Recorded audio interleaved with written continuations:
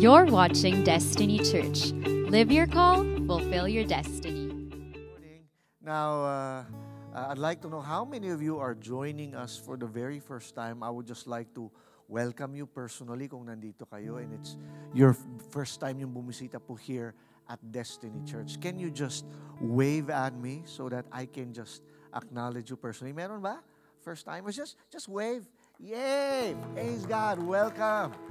Thank you for joining us this morning. Baka meron pa iba?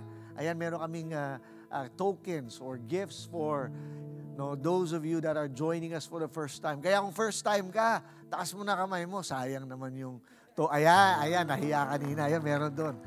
Yes, meron tayong treat for our first time guest. No? Meron tayong tote bag. Yan. Saka some other things. No? By the way, pakilala lang po ako. My name is Pastor Carlo Panlilio and I'm the senior pastor of Destiny Church. So, 26 years ago, nung sinimulan po namin mag-asawa, itong Destiny Church. No? And bakit nga ba tinawag nating Destiny yung pangalan ng church? No?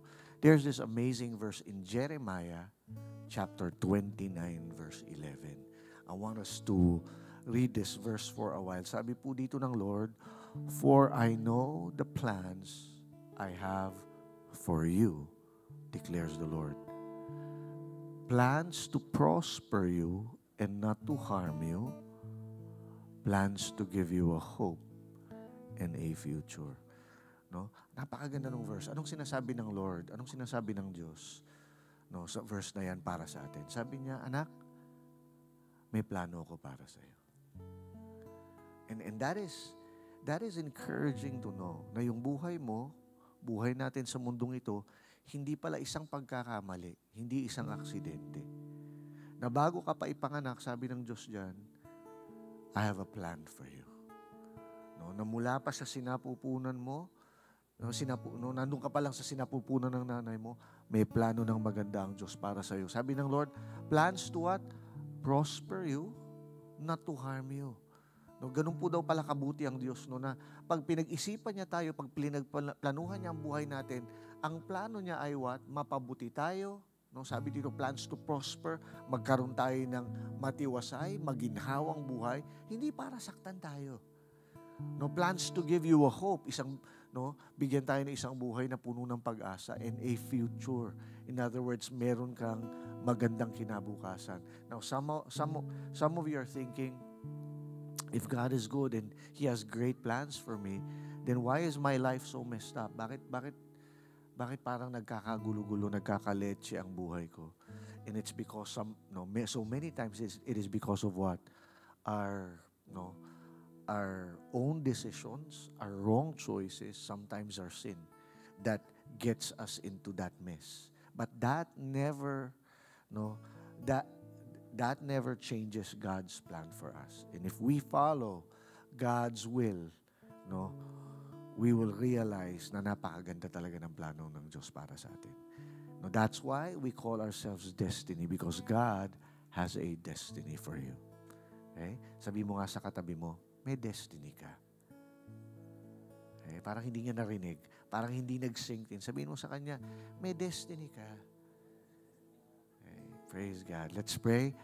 Lord, we just want to thank you, God, for this wonderful morning. And I pray, Lord, that as we come to close, Lord God, with understanding what it means how to build and advance your kingdom, Lord, all the more, bigyan mo kami ng malinaw na pananaw patungkol sa aming mga possessions. We thank you, Lord. We just surrender this time to you. In Jesus' name we pray. Amen. Amen. Come on, let's give Lord a clap. Okay. This morning, we're going to continue on the series, Building God's Kingdom. No, if I were to give a title on this message, the title would be, can you put up our title? Yan. Building God's Kingdom. Na-edit nyo ba? No. Perspective on possessions. Saan galing yung stewardship? I gave an updated perspective on possessions. No? Building God's Kingdom, perspective on possessions. I would like to introduce this by giving you two facts. No? Number one, everyone has possessions. Tama ba? Okay? Sino naniniwala na kahit anuman ang estado mo sa buhay, mayaman ka man o mahirap, meron kang ari-arian, kahit bata ka pa, no? Sino dito, no, maaaring nag-aaral ka pa, wala ka pang sariling bahay, pero kahit paano, meron kang mga bagay na sabihin nating pag-aari mo. Sino may sariling sapatos? In other words, hindi ka nakikihiram. Possession mo yon. Eh, sino may sariling damit? Yung mga damit na yan, hindi nyo naman hiniram yan, no? Meron ba nang hiram lang ng damit ngayon? Okay? Hindi, possession yan. Okay? Every one of us has possessions. Okay? No? And the fact number 2 is this. Everyone has perspectives on possessions. Ano ibig sabihin ng perspective? Pananaw. Okay? In fact, I was wrestling as to what title to give this message. No? Inisip ko, yun nga, perspective on possessions, or yung mas ginagamit na term ng generation ngayon, no, madalas ko kasing makita yung word na POV. Okay? Tama ba? It's been something, something that has been very common lately. I've been seeing that, no, for a good number of times. In fact, the first time I saw it, hindi ko naintindihan. Ano ba ibig sabihin ng POV na yun? Actually, nakakatuwa kasi nung sinend ko yung outline to help our other pastors and gave them the title, POV, may isang pastor nagtanong, sabi niya, ano po yung POV? No, obviously, medyo matanda na tong pastor na to at hindi niya naintindihan yung lengguwahe ng mga kabataan. So, alam niyo yung POV, ibig sabihin ng POV is point of view, no? So, anyway, pag-usapan muna natin yung patungkol sa ating possessions. 1 Corinthians chapter 12, verse 7. Okay? Gusto ko muna establish natin ito. Nabanggit ko kasi kanina na everyone, sabi nyo, everyone has possessions. So, lahat tayo may pag-aari. Okay? Paano natin nasabi yan? 1 Corinthians chapter 12, verse 7. Sabi dito, a spiritual gift is given to each of us, no, so we can help each others grow. So, lahat daw tayo pinagkalooban ng Diyos, binigyan tayo ng kaloob, no, yung gift dito, no. Pag sinabi natin gifts, it talks about our talents, our abilities. Kaya pag sinabing, gifted siya, ibig sabihin may kakaiba siyang kakayanan, meron siyang special capability. No, sino ditong gifted magluto? Yan. Meron ba ditong gifted kumain? No, marami yun. No? Okay? And pero sabi dito, lahat daw, a spiritual gift is given to each one. So sabihin mo, kasama ka dito. Kasama ka doon sa each one. Sabihin mo sa katabi mo, may gift ka. In other words, may possession ka. No? Okay? In Matthew chapter 25, verse 14 to 30, sa the Passion Translation, if you were here last Sunday, this was our main text, no? Sabi dito, Jesus, no, told us a parable. Sabi dito, again, the heaven's kingdom is like a wealthy man who went on a long journey and summoned all his trusted servants and assigned his financial management over to them. Before he left on his journey, he entrusted a bag of 5,000 gold coins to one of his servants, to another, a bag of 2,000 gold coins, and to the third bag of 1,000 gold coins. So sabi dito, by the way, no, nagkwento si Jesus, no, nag-illustrate siya, sabi niya meron daw isang mayamang negosyante. Pagkatapos itong mayamang negosyante ito, no, meron siyang journey. Siya'y aalis at medyo matatagalan. Ang ginawa niya, tinawag niya yung kanyang mga yung kanyang mga servants. At sabi dito, ipinagkatiwala. Ang ipinagkatiwala niya, yung isa, binigyan daw ng isang sako ng, what? Hindi isang sakong bigas. Yung isa binigyan ng 5 sako. Hindi 5 sakong bigas. Sabi dito, 5 sacks of gold coins. Wow! Yung pangalawa, binigyan ng 2 sacks. At yung pangatlo, binigyan ng 1 sack. No? And I would like to highlight the last line there. Sabi dito, each according to his ability to manage. Wait. I'd like to tell you something here. Our giftings, no, yung mga talento at yung mga bagay na pinagkaloob ng Diyos sa atin, according yan dun sa kakayanan mo. In other words, hindi ka bibigyan ng Diyos na higit, no, sa kaya mo. Ayaw ng Diyos, na bigyan ka ng something na masasayang lang. Narinig nyo na ba yung term? Nasabihan ka na ba, especially nung bata ka, ito napakatakaw mata. Ano yung sabihin ng takaw mata? Yung ang dami mo nilagay sa plato mo, pero hindi mo naubos. May mga ganun ba dito? Nangyari na ba sa inyo? No, naglagay ka ng napakarami sa plato mo, yung takaw mata ka, pero technically, hindi mo kaya. So, ang nangyari, nasayang lang. Now, ang Diyos matalino. Hindi ka niya bibigyan ng mga bagay na hindi mo naman kakayanin, na hindi mo kayang i-handle. Amen? Minsan, akala natin gusto ko yun. Sana meron din ako nun. Pero kaya ka wala nun kasi, hindi yun angkop dun sa kakayanan mo. Ayaw ng Diyos na yung mga bagay na pinagkakaloob niya sa atin ay masasayang lang. Sabi mo sa katabi mo, huwag kang takaw mata. Okay? So binigyan daw tayo ng Diyos ng abilities, ng giftings. No? Bakit yung sa binigyan ng 5 sacks of gold? Because that is what that person can handle.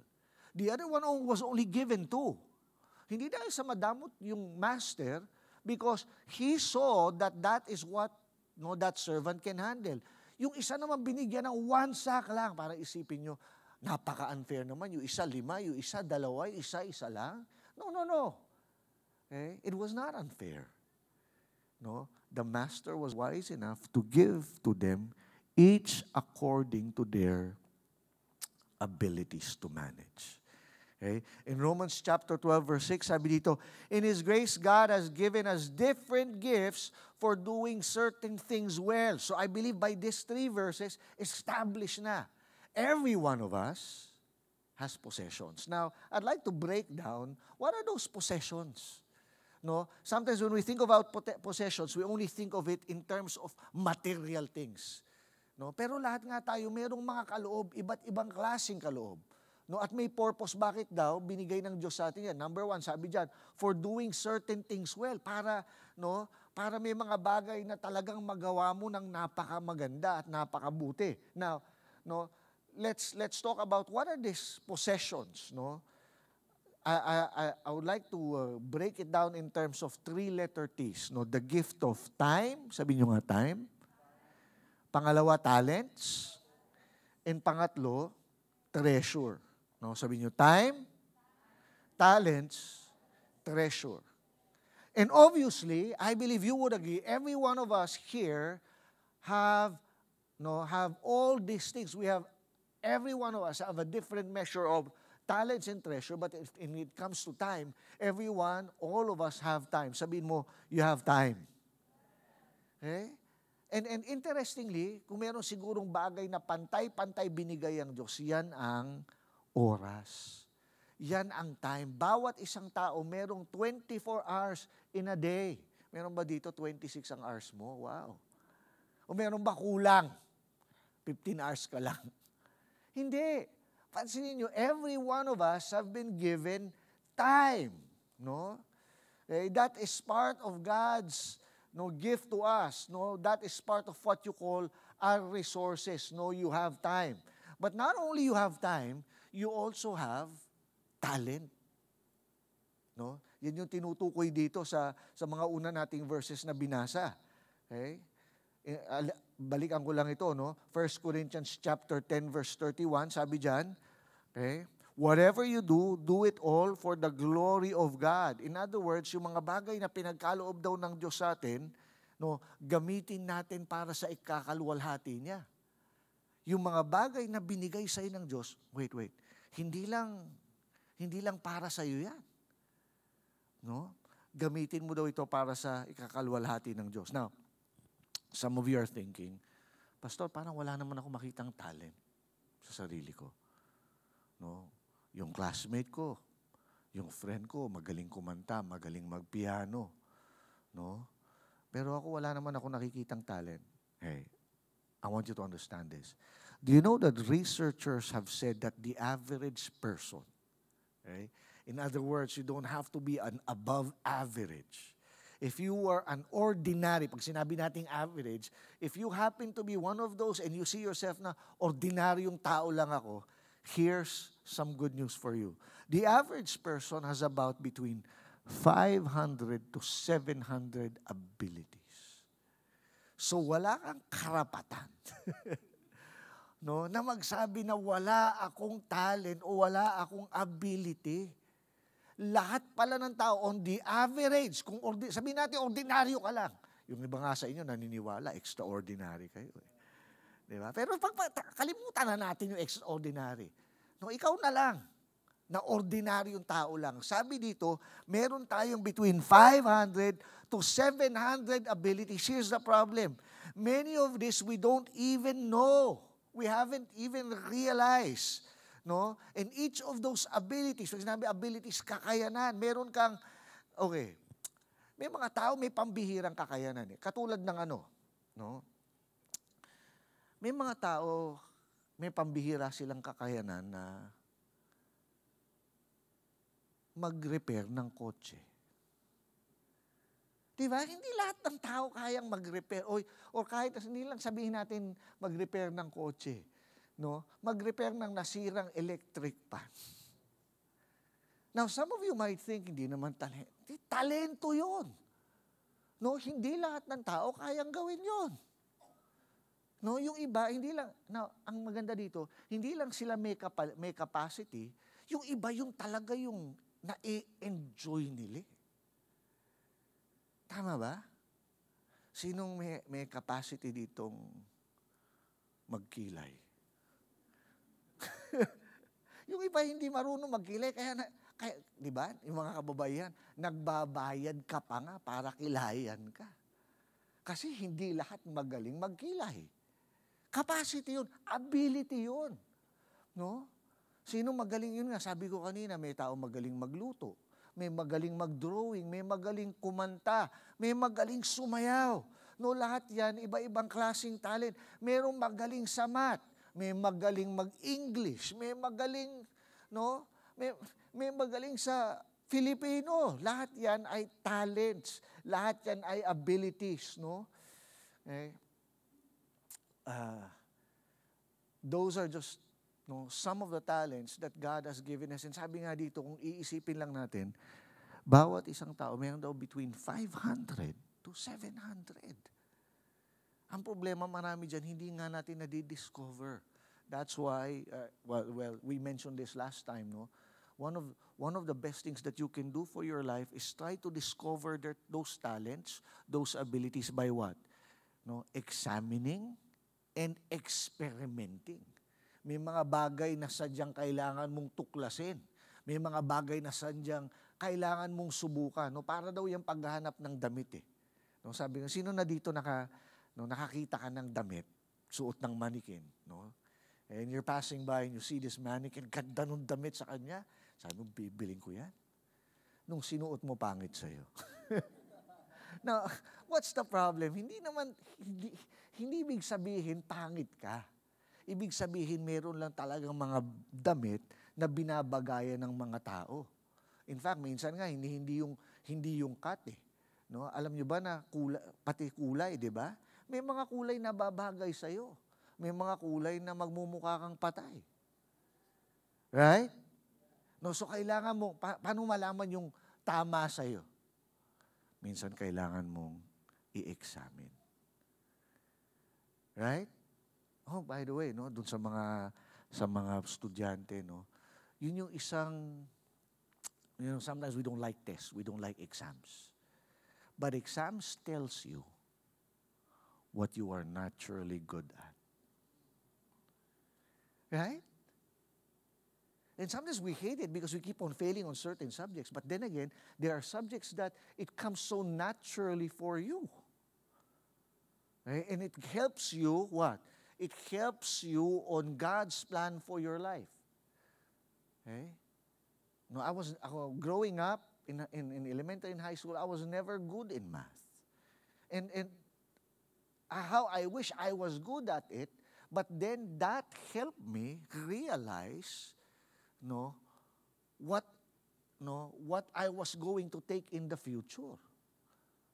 Kasi nga, nakita ko kung saan hindi ako magaling. Ba't ko naman ipagsiksikan, no, yung sarili ko sa isang bagay na hindi ako magaling? Tama ba? Right? No, kaya napakahalaga na malaman yung talents. At pangatlo, treasure. Sabi nyo nga, treasure. Now, here's the thing. When you use your time, combine it with your talents, it results in treasure.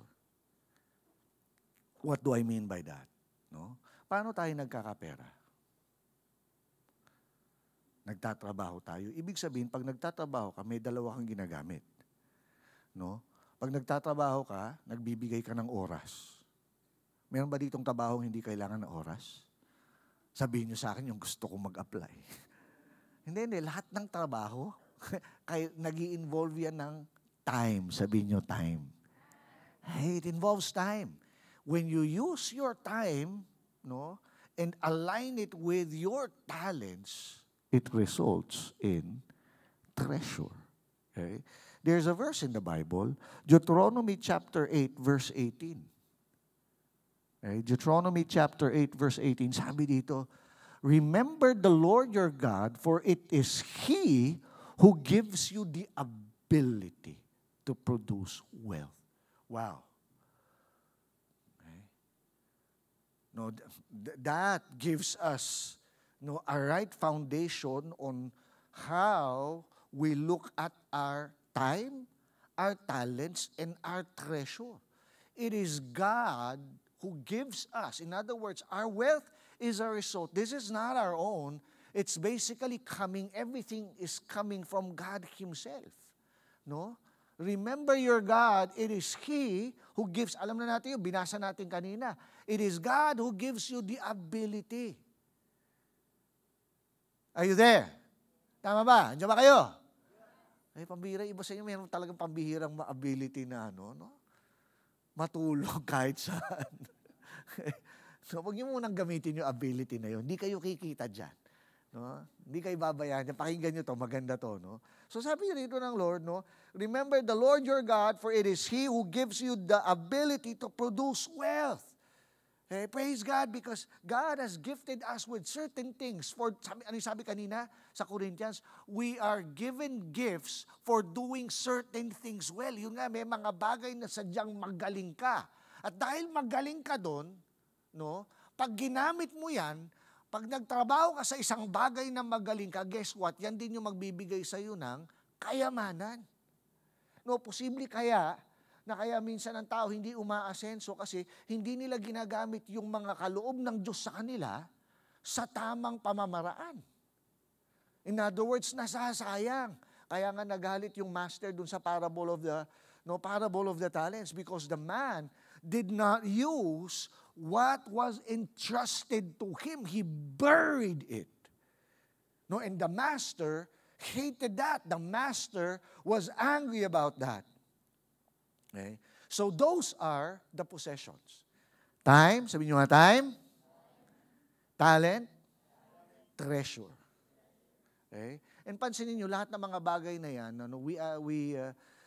we spend it. No? Times, talents, are treasure, something that you spend. Like, right now, why are you here?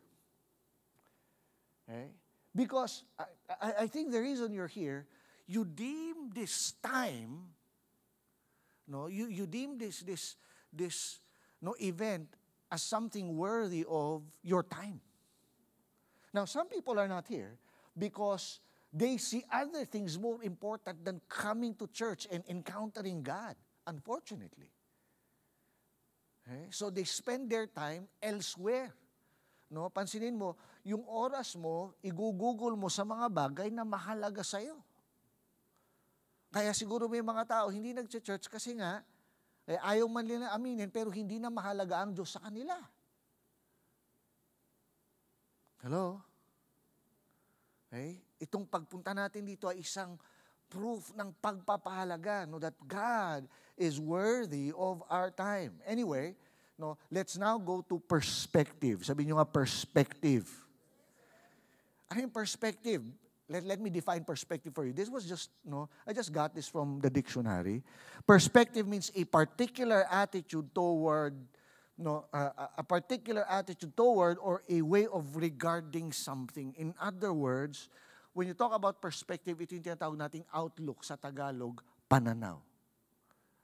Okay? Now, pansinin nyo, maaring tinitingnan natin na isang bagay, pero meron tayong, different sa pananaw. Ito nga yung tinatawag natin. In fact, the dictionary says it, a point of view. No?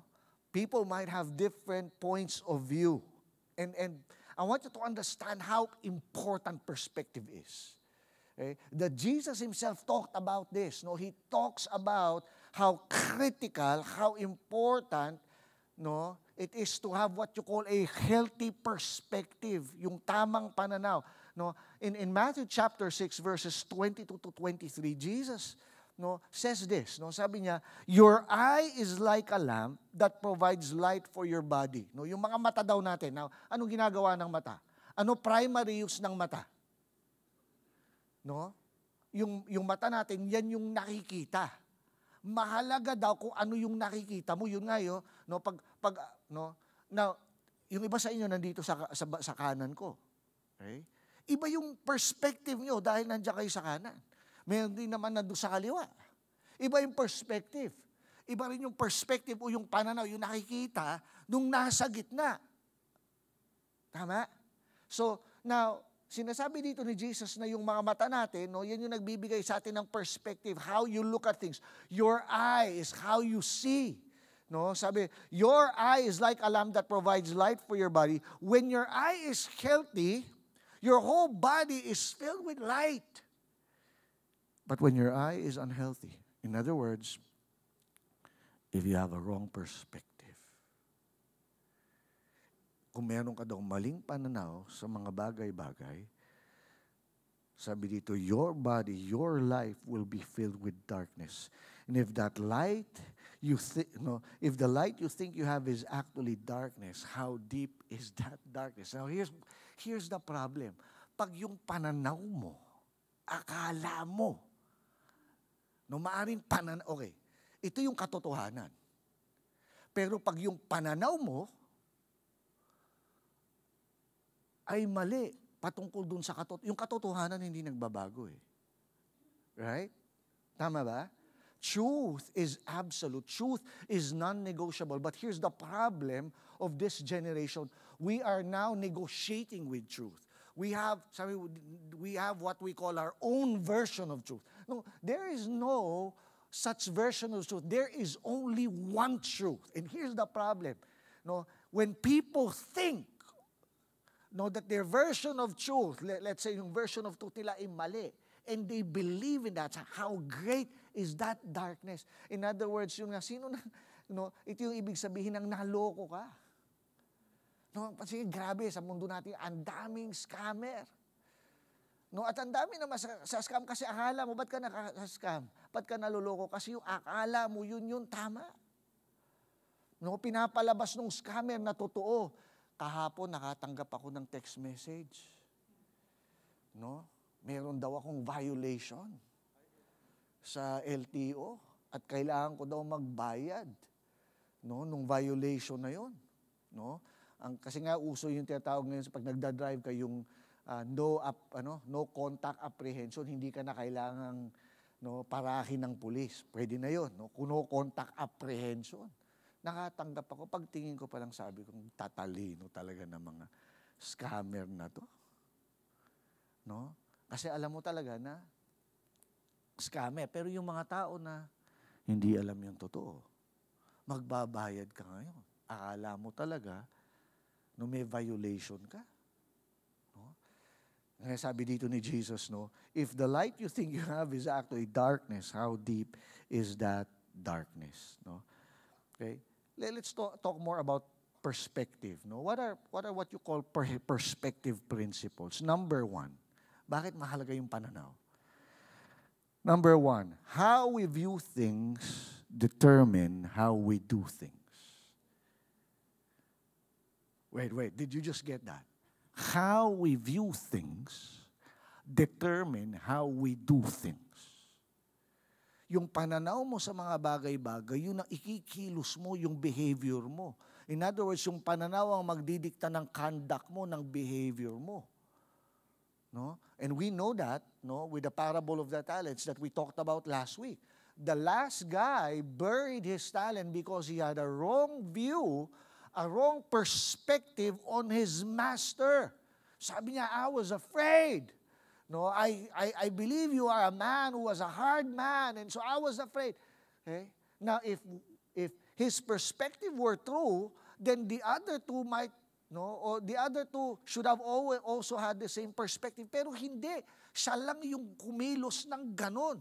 Yung dalawa, sabi doon, no, ginamit nila kagad yung ipinagkatiwala sa kanila, and thus, ano nangyari? Ito'y napalaki nila, nadoble nila. Pero yung isa, binaon niya. Why? Wrong view. No? Wrong perspective. How we view things determine how we do things. Number 2, what you see is who you will be. Okay? This is even important as how you view yourself. No? What you see, ano nakikita mo is what you are going to be. Okay? Number 3, when we change the way we look at things, the things we look at change. Okay? Wow! Ganito kapangyarihan, ganito ka-critical ang perspective. When we change the way we look at things, minsan pilit natin binabago yung mga bagay-bagay. Pero minsan, ang kailangan magbago ay yung pananaw. Hello? Sabi na, when we change the way we look at things, the things we look at change. Number 4, what I believe about my life determines how I perceive life, which determines what I receive from life. Wow! What I believe about life determines how I perceive life, which determines how I receive life. Okay? Bakit may mga tao parang pulo ang feeling nila, no, pasan nila ang daigdig? Is it just because they have really a lot of problems, or is it a matter of how they perceive at life, no, or how they look at things? Kasi si Paul, sabi ni Paul, no, consider it all joy when you go through suffering. Okay? So a person who has the right perspective, kahit na may suffering, may pagsubok, may paghihirap na pinagdaraanan, no, if has the right perspective, sabi niya, you can consider it joy. Okay? Meron ako I came across this, actually I borrowed this from John Maxwell, and just to show you the difference of perspectives. No? I don't know how many of you have came across yung diary daw ng aso at pusa. May diary ba ang aso at pusa? No? Kunwari lang ito. No? Ito daw yung matatagpuan mo sa isang diary ng isang aso. And on the contrary, ito yung matatagpuan mo sa diary ng isang pusa. No? Forgive me dun sa mga cat lovers, ito po ay katuwaan lamang. Okay? Pero pag-usapan natin, ito daw ang matatagpuan mo sa diary ng isang aso. Okay? Ano bang araw ngayon? May 5, no? Lazada, saka Shopee, add to cart na. May 5, 2024, naka-log-in sa diary ng isang aso. 8 a.m. Dog food. Sabi ng aso, sinulat niya sa diary niya, my favorite thing. Siyempre, kakain. Yung aso yung pinapakain, talaga excited yan, talaga yung buntot niya. May mga aso, di ba? My favorite thing. Okay? 9:30 a.m. yung amo, dinala siya at sinakay sa kotse. Sabi ng aso, my favorite thing. Okay? 9:40, 10 minutes after, no, pinasyal yung aso. No? In other words, no, inilakad. Sabi ng aso, my favorite thing. Okay? 10:30, no, yung amo niya, hinimas-himas yung kanyang belly rub. Sabi ng aso, my favorite thing. 1 p.m., no? Okay? Played in the yard. Nagtatakbo siya doon sa doon sa garden. Sabi na, so my favorite thing. Okay? No, 3 p.m., snack. My favorite thing. May treats pa. No? Hanggang sa gabi, sabi niyo, 7 p.m., go to play with my ball. Sino ito may aso, no?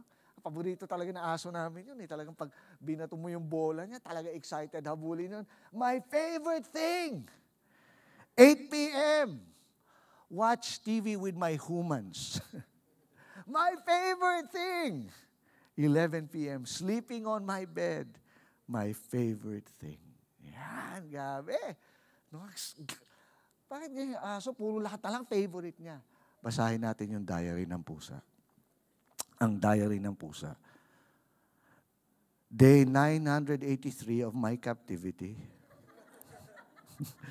My captors continually taunt me with bizarre little dangling objects.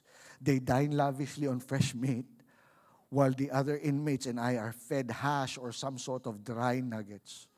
Although I make my contempt for the rations perfectly clear, I nevertheless must eat something in order to keep up my strength. The only thing that keeps me going is my dream of escape. At marami pa po yan. Ano? So, of course, this is but a story, this is but a joke. Pero pinapakita dito yung difference ng perspective. Ikaw ba yung aso na parang lahat ng bagay o yung pusa na no? Kailangan ko lang makatakas. Okay? Sino yun nandito sa church ngayon parang, wow, excited ako sa word. O iba, ang tagal naman ni pastor. Mukhang mag-overtime na naman siya. Okay? Perspective. Sabi mo nga sa katabi mo, perspective. Okay? Luke chapter 10. Verse 30 to 37. Right now, we're going to look at different perspectives on possessions. No? Luke chapter 10, verse 30 to 37. Basahin natin ito. This is the parable of the Good Samaritan. One of the most famous parables or stories that Jesus shared. No? Sabi niya, Jesus replied, there was once a Jewish man traveling from Jerusalem to Jericho when bandits robbed him along the way. They beat him severely, stripped him naked, and left him half dead. Soon, a Jewish priest was walking the same road and came upon the wounded man. Seeing him from a distance, the priest crossed the other side of the road and walked right past him, not turning to help him one bit. So, ano nangyari dito? No? So, meron daw isang Hudyo, Jewish man, no, habang patungo siya sa bayan ng Jericho, siya po ay inambush, siya ay ninakawan, binugbog at iniwan na halos patay na. At habang nandun siya duguan, walang malay, after a while, naparaan daw ang isang priest. Nung makita siya, no, anong ginawa nung priest? Nakita masasalubong, o madadaanan niya, umiwas daw ito ng daan. Okay? Iniwasan niya. No? Sabi dito, verse 32, later, may isa pa, a religious man, a Levite, came walking down the same road and likewise crossed the other side. Okay? Passed the wounded man without stopping to help him. Finally, another man, a Samaritan, came up the bleeding man and was moved with tender compassion for him. He stooped down, gave him first aid, putting olive oil in his wounds, disinfecting them with wine, bandaging them up to stop the bleeding. Lifting him up, he placed him on his own donkey and brought him into an inn. Then he took him from his donkey and carried him to a room for the night. The next morning, he took his own money from his wallet, gave it to the innkeeper with his words, take care of him until I come back from my journey. If it costs more than this, I will repay you when I return. Verse 36, so now tell me, which one of the three men who saw the wounded man proved to be the true neighbor? The religious scholar responded, the one who demonstrated kindness and mercy. Jesus said, go and do the same as he. Okay? 4 perspectives on our possessions, on our, or what you call 4 points of view on our possession. In other words, mag-quiz tayo ngayon. Quiz! No? Surprise quiz. Ano yung surprise? Pop quiz. Perspective on possessions. No? Pop. Yan. Okay? Perspective number 1. Okay? It is the robber's perspective. Ano yung robber's perspective? Pananaw ng isang magnanakaw. No? Ano yung pananaw ng isang magnanakaw? What's yours is mine and I'm going to take it. No? Ganun na isang magnanakaw eh. Sino na nakawan dito? Sino na nagtangkang magnakaw dito? No? Sino na nagtangkang kunin ng isang bagay na in the first place, hindi naman sa'yo? Yun yung pananaw ng magnanakaw eh. Okay? No, kukunin niya yung hindi sa kanya. No, what is yours is mine. No? Yan ang magnanakaw. Hindi kanya, pero kukunin niya. Okay? That's what robbers do. No? Now, siguro, sinong naniniwala na ay? No, by the way, pag na-mention yung perspective, sabihin niya, check. No, para pop quiz nga eh. Check na ba? Ay, hindi pastor, hindi naman ako ganyan. No, wala naman akong ganyang pananaw sa buhay. Hindi naman ako magnanakaw. No, na bago nyo, what's this? I-justify ang sarili nyo. Naalala nyo pa ba nung mga bata pa kayo?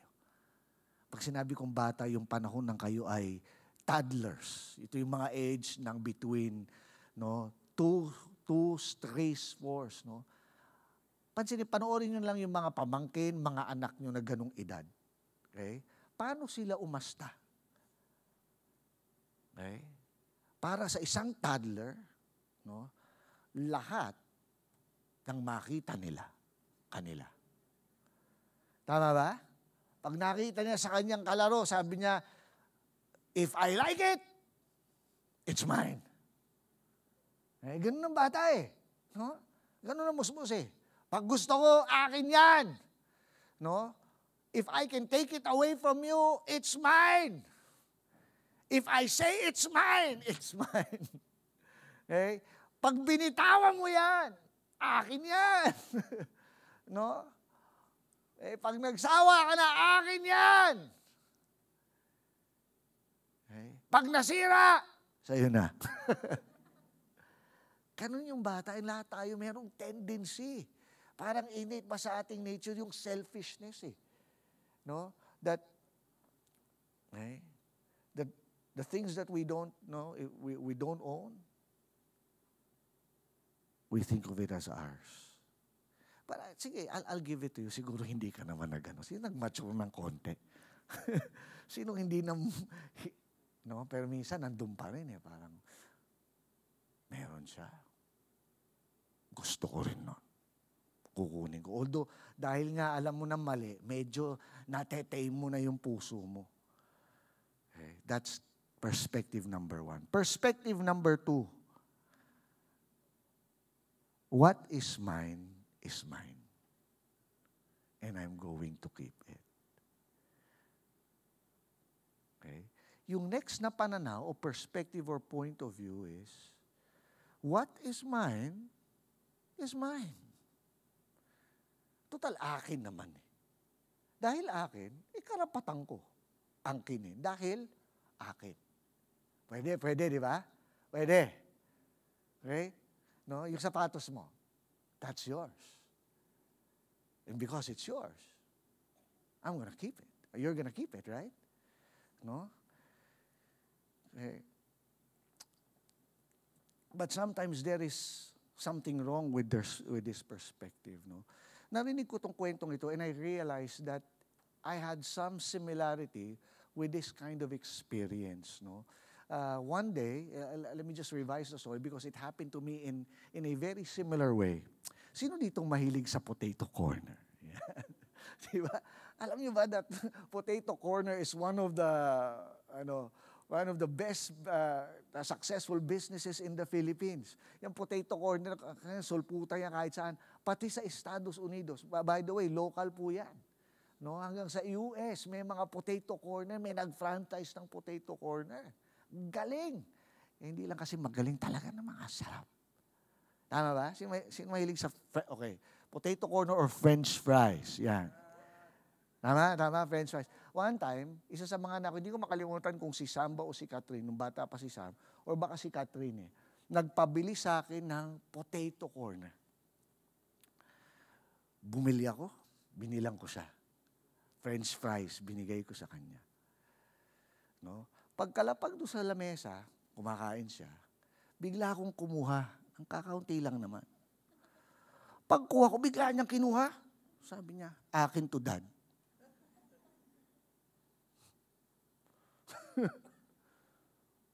Medyo napaisip ako doon sa kanya sinabi. Mukhang meron siyang maling pananaw patungkol dun sa potato corner. Number one, bilang isang tatay, sa loob-loob ko, hindi niya ba naisip na, teka, ako bumili niyan eh. Sa akin galing yan. I am the source of that French fries. Okay? If I didn't buy it and give it to you, you won't be having any. Okay? That is not, no? Yun nga, number one, I am the source. I am the one who gave it to you. But apparently, no, my daughter didn't see that. Number two, hindi niya ba naisip na pwede kong biglang kunin sa kanya yon? Anong sayo? Sayo ko. Okay? Hindi mo alam na akong bumili niyan. No? Hindi saya. Ako bumili niya. Anong sayo? At ipagkait ko siya ng French fries. From now on, hindi ka na makakatikim ng potato corner. Pwede kong gawin yun, di ba? Bilang tatay. No? Pero, of course, hindi ko ginawa yun.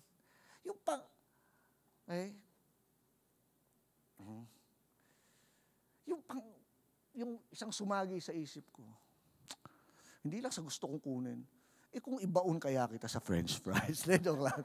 Parang ganun, parang gusto, no?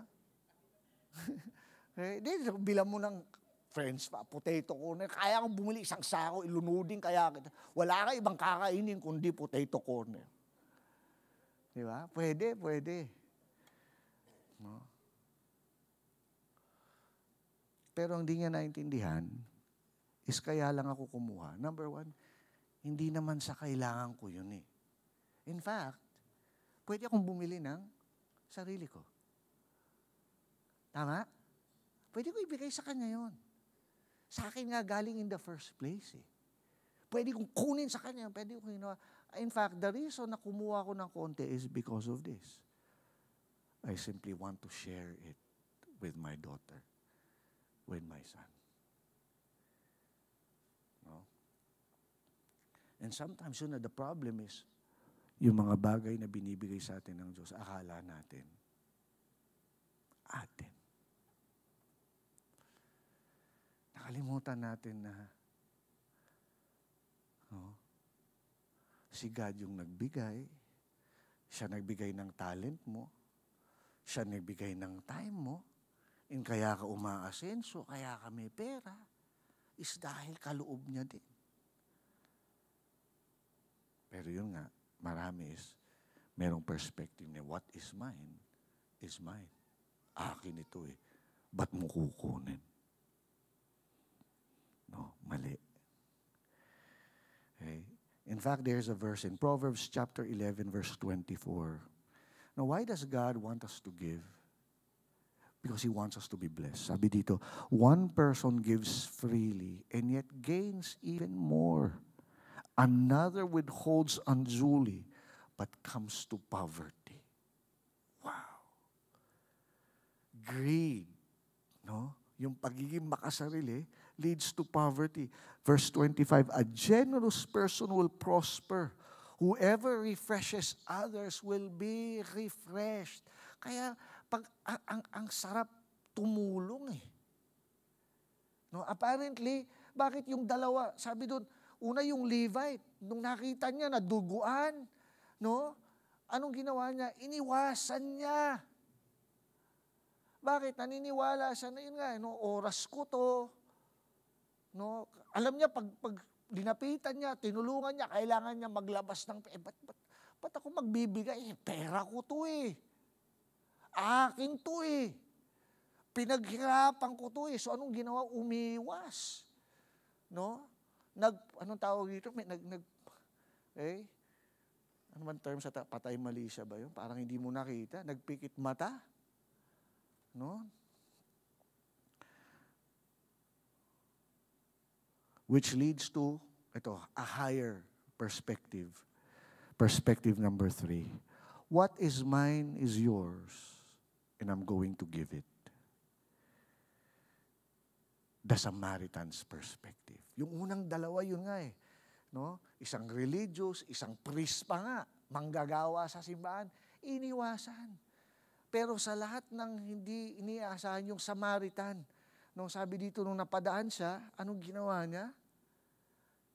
Hindi niya iniwasan, nilapitan niya, tinulungan niya, sinakay niya, sabi, nilinis niya yung mga sugat, sinakay niya sa kanyang donkey, dinala sa isang inn, binigyan ng pera, sabi niya, kung itong perang ito, sa mga magagastos ng mamang ito, sa kanyang gamutin, at kung kulang, pagbalik ko, babayaran pa kita. Grabe. No?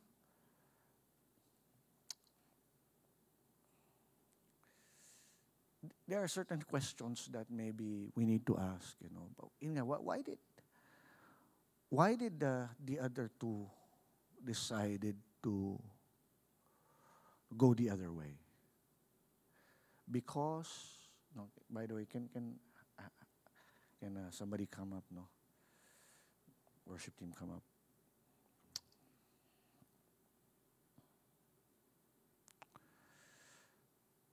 Because of, perspective about time, a wrong perspective about time. Okay, maybe the Samaritan, the one who helped, asked this question. If I don't stop, what will happen to him? I think the Samaritan man, the man who helped,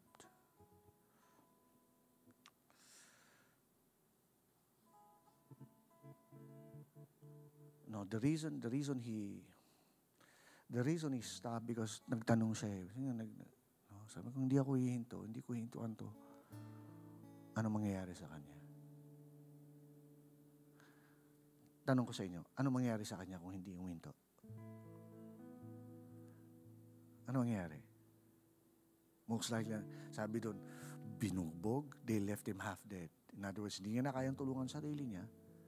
At kung walang tutulong sa kanya, mamamatay siya.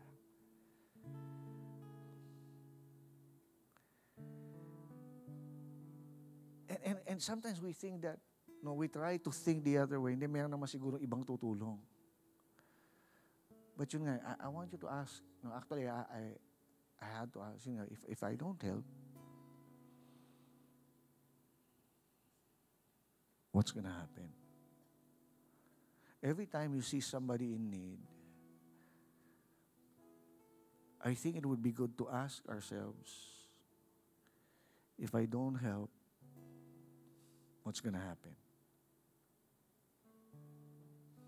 Right. But here's another good question. Yung isang tanong is, if I don't help him, what will happen to him? And of course, in that case, most likely that man will die. I wanted to put it in perspective. The world is dying. And if we don't, there are people that if you don't reach out, if you don't share, if you don't invite, if you don't tell them about Jesus, they will die a Christless eternity. Sometimes we think that another person might share the gospel, another person might share Jesus. But what if not? Right. On the other hand, here's another powerful question. If I don't stop, the man was saying, what will happen to me?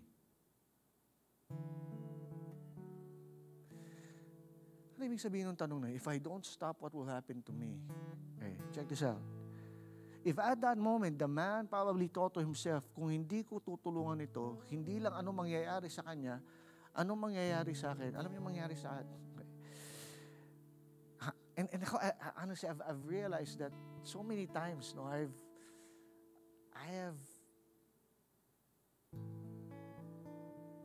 have done that, and something happened in my heart, and no, you know what happens when you don't help and you know you can? It creates indifference in you. When you know that you can serve, let's say in church, and at first, you know, sometimes, kunyari may mga challenge, no? Okay, no, you heard a preaching, it has moved you, and no, you prayed and you told the Lord you're gonna serve, but then for some reason, you decided not to. The next time you hear of that challenge, it's not gonna affect you anymore. Something has happened to you. The next time you see a man in need, it's not gonna affect you as much anymore. Kasi sinanay mo na yung puso mo na maging manhid eh. Madali na, dahil tinanggihan mo na nung una, mas madaling tanggihan sa pangalawa. Di, wala, okay na. Alis ka na. And I realize sometimes I end up like that. Like, because you know you can do something. Just recently, you know, I was my wife and I we had a spontaneous thing that we stayed in. Nagpakuha kasi siya ng graduation picture niya for his master's. We went to Cavite, and malapit na sa Tagaytay, so we decided to go to Tagaytay and end up staying overnight in the hotel because of the traffic. Now, pupunta kami dun sa in-explore namin yung amenities or yung tawag nito, yung mga ino-offer ng hotel, kahit na matutulog lang naman kami, mga 8 p.m. na yon, pumunta kami dun sa pinaka-clubhouse. Tapos nagulat kami, mayroong maliit na bulingan dun sa hotel. So walang tao, walang nagbo-bowling. Tapos, unang akala na yung walang tao. Yung bantay, biglang nagulat kami na doon pala siya. No, pagkatas may sinasabi siya. Sabi niya, una hindi na maintindihan. Yung pala sinasabi niya, gusto niyo pong bumili na espasol. And merong 3 malaking bags ng espasol. Tapos, inabot niya sa, ano lang, dahil nga ako medyo naawa. Parang, sige, it's na-realize na wala kaming cash. Tapos sabi ko, yung ano lang ho, yung inaabot niya, parang isang plastic bag na merong 4 pieces ng espasol. Alam mo yung espasol, no? Okay? 4 pieces na espasol. Gawa daw nila yon. Siya daw mismo gumagawa. 4 pieces na espasol. Sabi ko, ay, ito lang po. Ay, hindi. Libre na po yan. Patikim po yan. Ang gusto niya ibenta sa amin yung isang supot na ang dami. 200 pesos. Actually, ako sabi ko, ay, hindi ho. Kasi nisip ko masasayang. Hindi naman namin gusto. Nagulat ako, sabi ng wife ko. Sabi niya, ay, sige po. To make the long story short, binili namin yung 200 pesos na espasol. Na alam ko, hindi naman makakain. Inisip ko, papamigay ko na sa welcome center mamaya. Ewan ko nadala ni siya.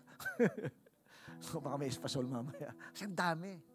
Tapos habang naglalakad kami, sabi ko sa kanya, alam ko naman na hindi niya rin gusto na espasol eh. Sabi ko, nahawa ka lang, ano. Oo eh. And I thought, that's, if we can help, why not? It's not that I want espasol. It's not I need espasol. But he needs it. He needs the money. Gabi na, 3 pa yung bags na ginawa niya. Isang lang yung binili namin. Good question is, what will happen to you if you don't? It hardens your heart. Okay? It's what you call, what happens is you become indifferent. You become indifferent to the challenges. You become indifferent to the Word of God. You harden your heart. You become indifferent to the needs of others. No? On the other hand, rather than being indifferent, you can make a difference. How many of you would like to do that? That you can make a difference in the life of somebody, right? No matter how small, no matter gaano kaliit, pwede pala yun, the Samaritan made a difference in the life. Hindi naman niya kaano-ano yun. Pero can you imagine, he made a difference in the life of that man. That man was able to live. And is it possible that people are able to live another day, a simple encouragement, a simple smile, a simple act of service, doing your part, doing what you are gifted to do, encourages people.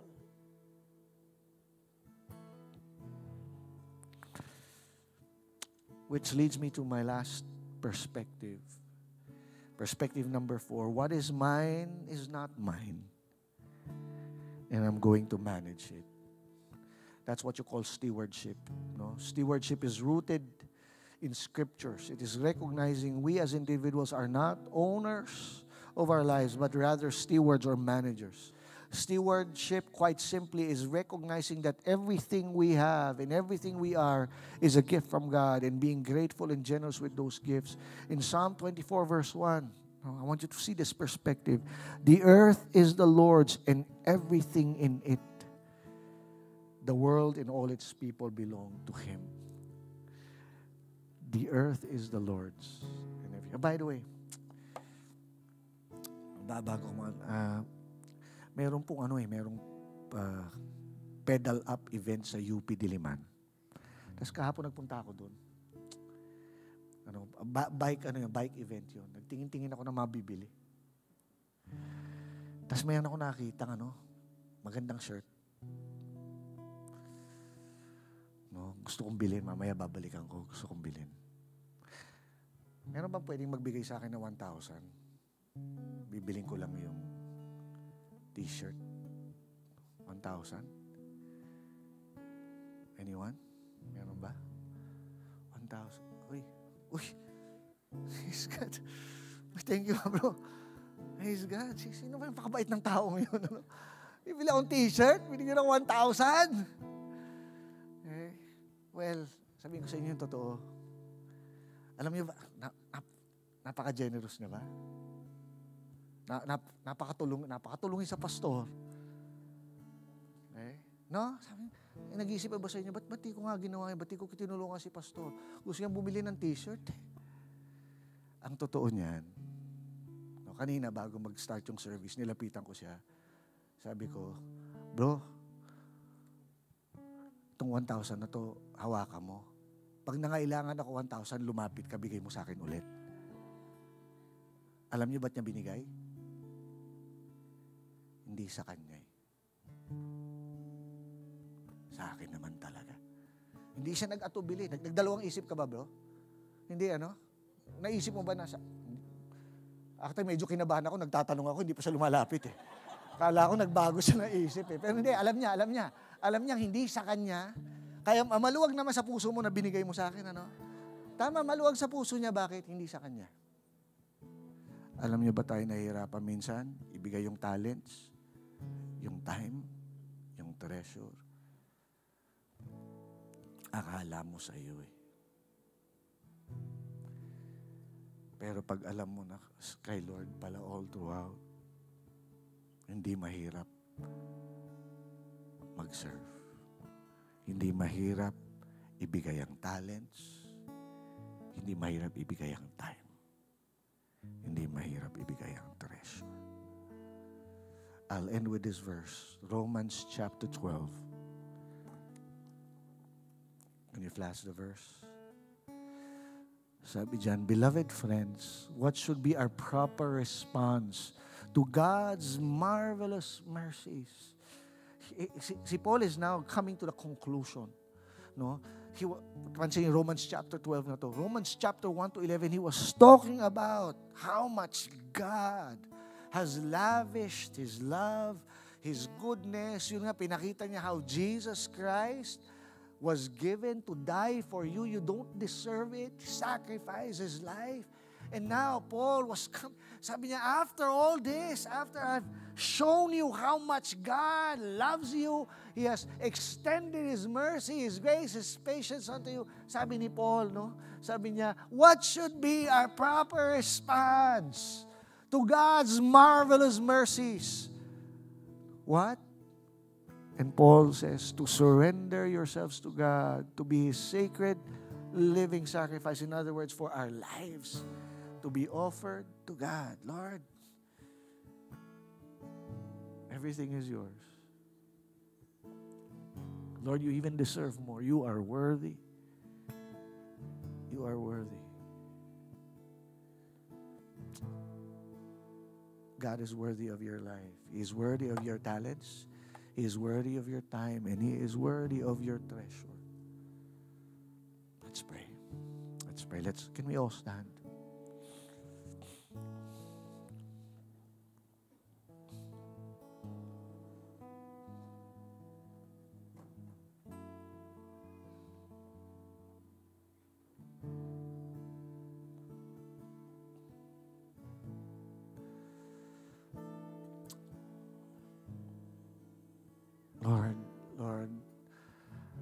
Lord, first of all, we ask forgiveness for having a wrong perspective. Lord, for being selfish, thinking, Lord God, that what we have is ours and ours to keep. Lord, we have forgotten that you are the source of everything.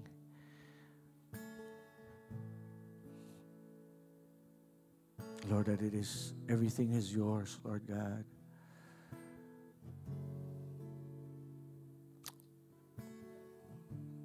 And Lord, we pray, Lord God, that, Lord,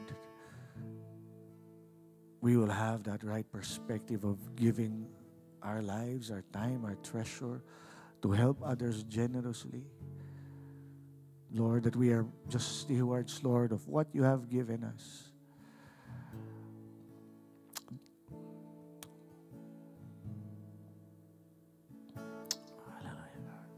Lord, take away any indifference. Right now, I want you to deal with your heart. And maybe maybe for some of us, we have been simply just pushing it aside. Maybe there was a time we were deeply convicted to serve, to surrender, to give something to the Lord, give of our time, give of our talents. But, we ended up just pushing it aside, just being indifferent. We didn't realize what it was doing to us. We have become apathetic towards other people. We have become indifferent. We have become greedy. We have become selfish.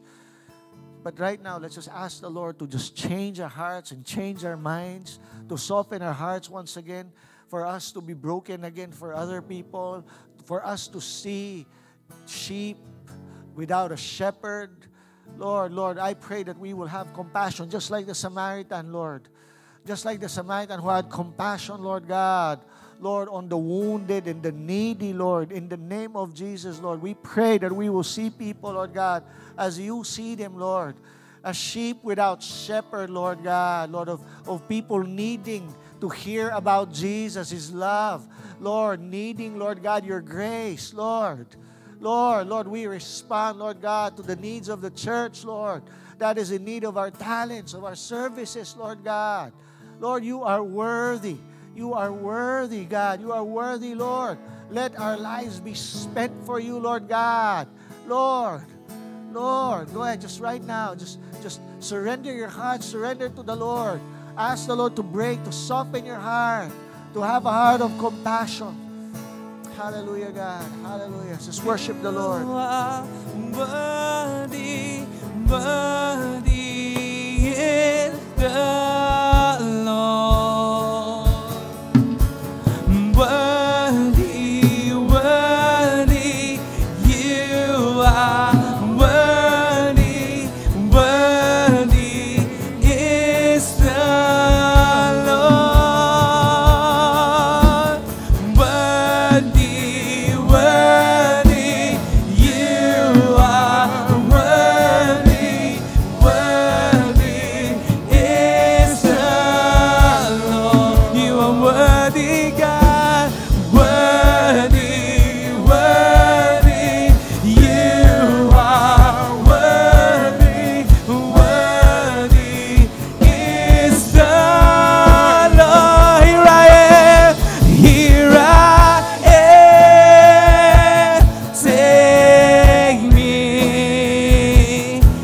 as an offering.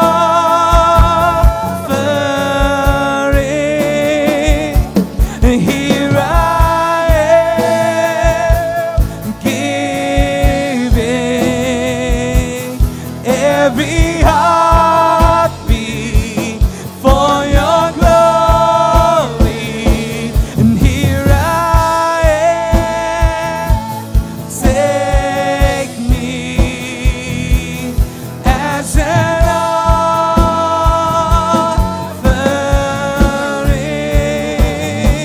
And here I am, giving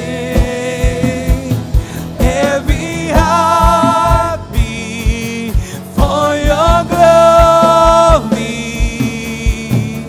Worthy, worthy you are.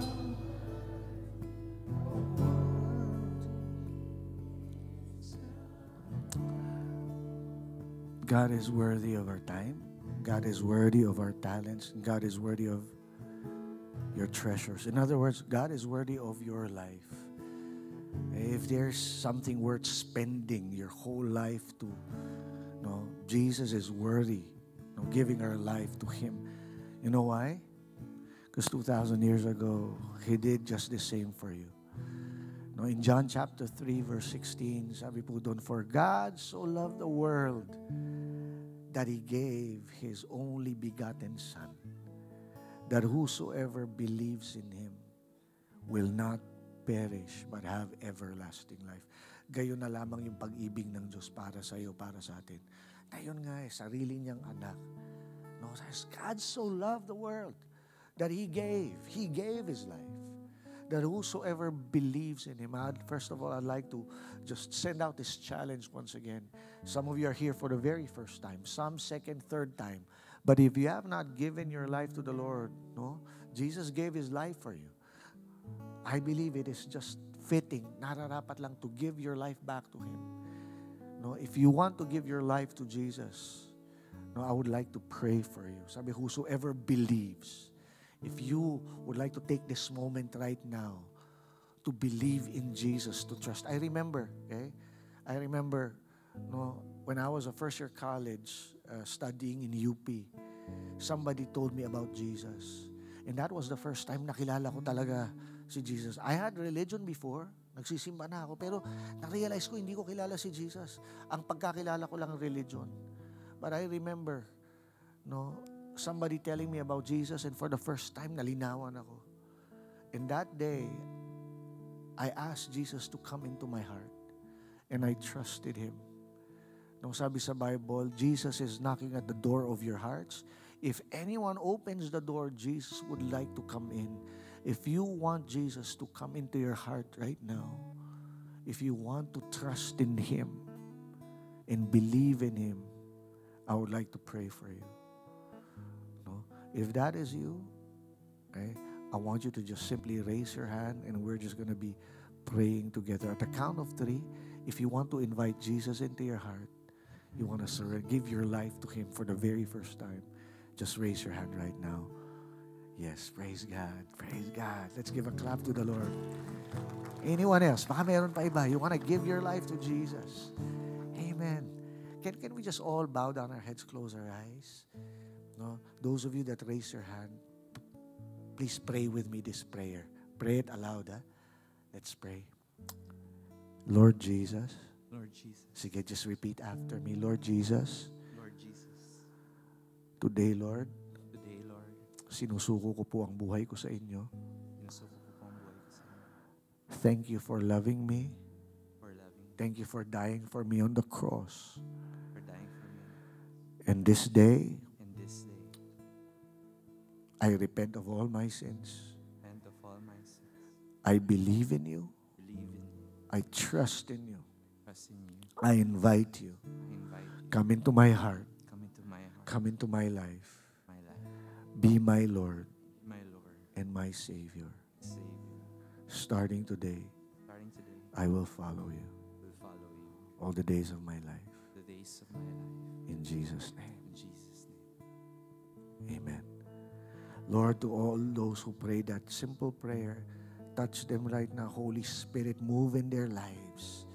And we pray, Lord God, that indeed this is going to be the start of a brand new life and a brand new day for them. We thank you, Lord, in Jesus' name. Amen. Amen. Okay. Today is also Communion Sunday. And if you can grab your communion elements, please. Kung meron pong nagbigay sa inyo before you enter. Kung wala, please raise your hand and we're going to give you communion elements. Ushers, please be ready. Sino pong meron communion elements? Please get them right now. Now, if wala kayo, please raise your hands so ushers will give. Ayun, wala po doon.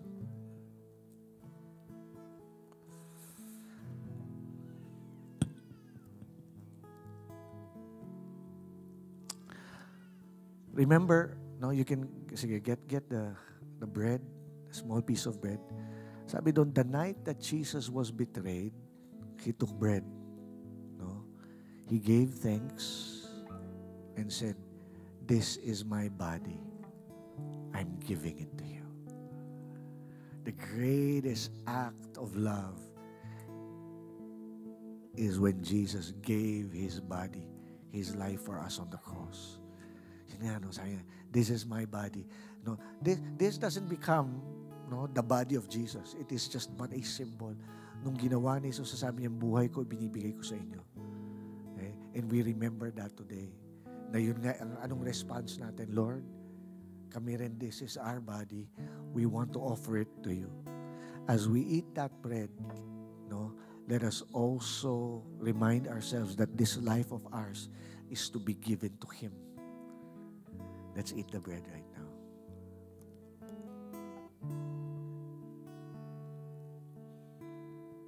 Lord, thank you for giving your life to us.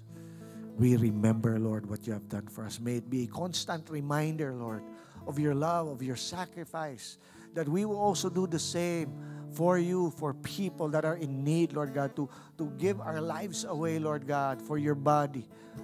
Lord, for the church, and Lord, for those who need you, Lord God, in the name of Jesus. Let's take the cup. After supper, Jesus took the cup and said, "This is the blood of the new covenant. Whenever you eat this bread and drink this cup, you remember the Lord's death until He comes." Now, let's drink the cup right now.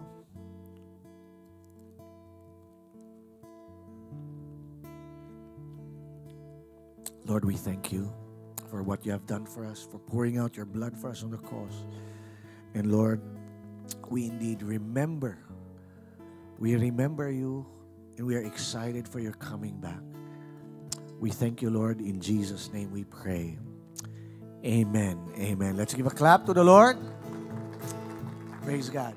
You're watching Destiny Church. If you would like to check more resources or donate to this ministry, you can download the Destiny Church PH official app or log on to www.destinychurch.org.ph/give.